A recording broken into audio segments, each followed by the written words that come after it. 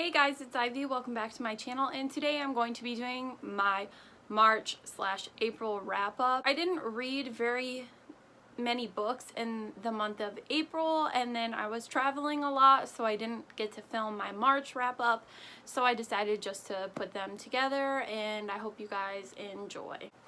The first book I read in March was Poison Eaters and Other Short Stories by Holly Black, and I love Holly Black, that's no mystery. I didn't enjoy this one as much as I was hoping to. I'm not saying anything about her writing, it's probably me. I was going through kind of a slumpy state in those 2 months. It was a little difficult for me to get enthralled within this. Also, short stories are a little bit harder for me to get in the zone with just because of the way they're written, and that's kind of all like anthologies. They're a little bit like meh for me. Within this book you see different kind of creatures. You see fairies, demons, magical trees and fruits. Everything you can imagine Holly Black would write about, you would see it in here. Holly's writing is a masterpiece as always. I gave this 3 stars. Then I read Obsidio by Amy Kaufman and Jay Kristoff, and I actually audiobooked this one, and holy moly, I fell in love with the audiobook version of the Illuminae files. Like, I want to do a reread of the entire series. These characters are just, they're so much fun. The way the book is written is in multimedia format, and there's pictures and drawings, and actually Marie Lu drew some of the drawings for this book. If you don't know what the Illuminae Files is, it's a science fiction story about these group of teenagers battling Baytech industry. My favorite character of the entire series is Aiden, which is the computer system. I gave Obsidio 5 out of 5 stars.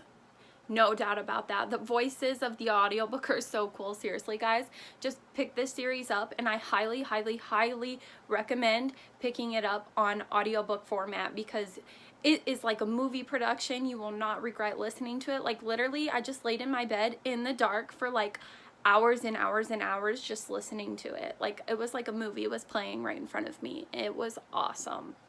Then I read Truly Devious by Maureen Johnson, and this is a mystery/thriller. This is about this girl who goes to this academy that years ago people were being kidnapped and murdered from. The murders are starting to happen again while she is at school there. She's trying to solve the mystery of it. To be honest, I had very high expectations for this book, like way too high, which made my reading experience not as good as I was hoping for. Because my expectations were so high, I was very let down. So I only gave this book a 3 out of 5 stars. There is a second book coming out to it, which I'm definitely going to pick up because the cliffhanger in here was so sharp, and I was like, yeah, now I definitely want to read book 2. Going into book 2 after reading Truly Devious, I think I know where to set my expectations, so I think I'll enjoy book 2 way more, or I'm hoping so. Honestly, my favorite part of the book was her dedication, which says, for anyone who has ever dreamed of finding a body in the library. And as a Nancy Drew fan, I was like, yes, I'm so here for that. But like I said, I only gave it 3 out of 5 stars, but I am excited for book 2. Then I read Moxie by Jennifer Mateu, and this book was incredible. I gave it a 5 out of 5 stars.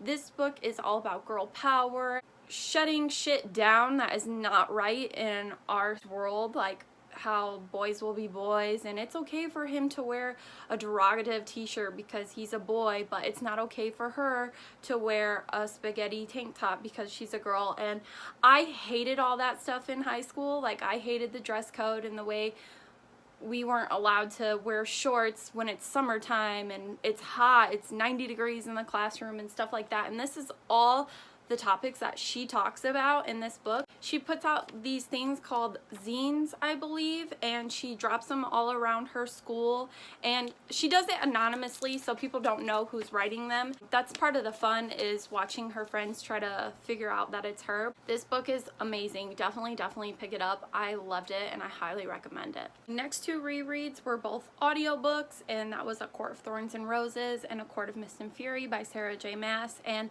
I was was rereading these to gear up for A Court of Frost and Starlight, which I read and it blew my freaking mind. Like, I loved it.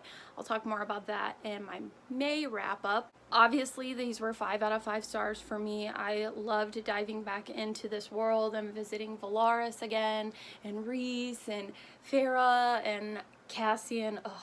The audiobooks were great. Highly recommend giving those a listen if you haven't listened to them yet and you want to do a reread of this series. It's a nice way to dive back into that world. That leads me to my first read of April, which was my reread of A Court of Wings and Ruin by Sarah J. Maas, and I also audiobooked this one, and obviously I gave it a 5 out of 5 stars. Sarah is my queen. My first physical read of April was Then She Was Gone by Lisa Jewell, and this one was so bizarre and awesome, and I was so here for that. This was my first book of the month, which I am totally happy that I got an awesome first book of the month. This book is about Laurel, and her daughter Ellie went missing 10 years ago, so the book flashes back between now and then it flashes between different point of views, and they never found out what happened to Ellie, and they tried to deem her as a runaway, but Laurel wouldn't believe that, and then 10 years later some things come back up and she's put back down that dark path, and she's hoping to find some closure. It's about Laurel getting involved in new relationships and working on old relationships with her family, and this book was creepy.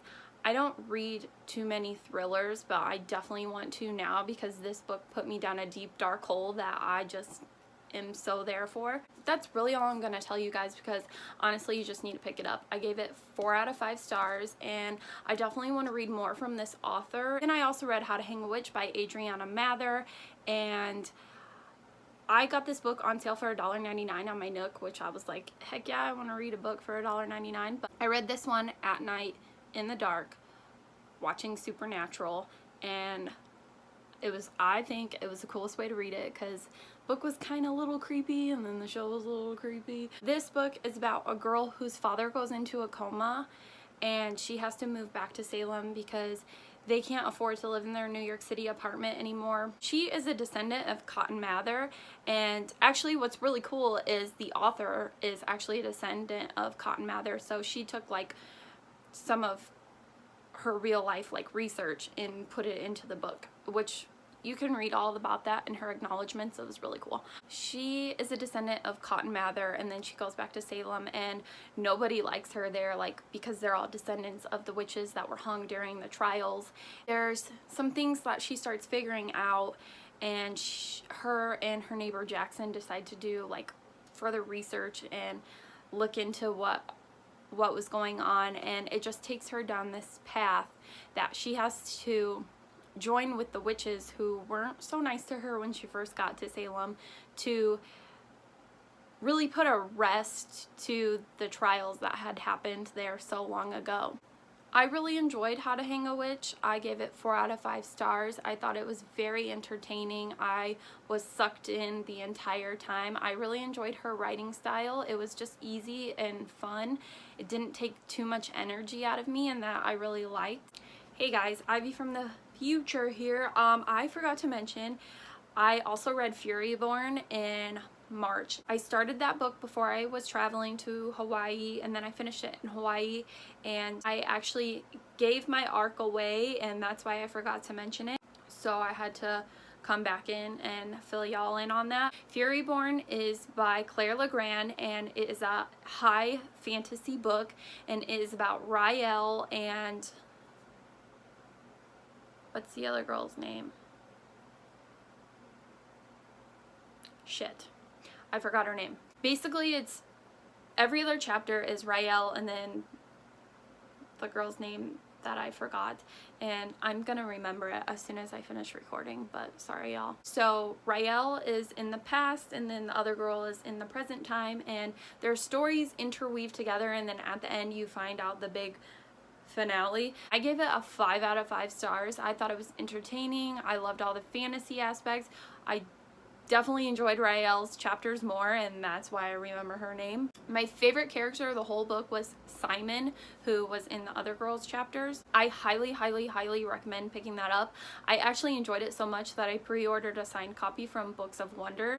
I cannot wait for book 2. Like, the way that Claire wrote the story was really phenomenal. The way that the stories came together and the way that she flipped back and forth. There are these prophesized queens who can possess the power of all the elements, and Rael starts to show signs of possessing all those powers. So they start putting her through these trials, and then in the present time, Rael is told as kind of like a myth in the girls chapters that I can't remember her name. Women are coming up missing, and one of those women that come up missing is her mother, and she's being hunted by this guy named Valentine, and there's just so much happening all at once, and it's all so freaking awesome. Like, you guys, seriously, pick that book up when it comes out or pre-order it, because it is a high fantasy that you don't want to miss. If you like Throne of Glass, I suggest picking it up because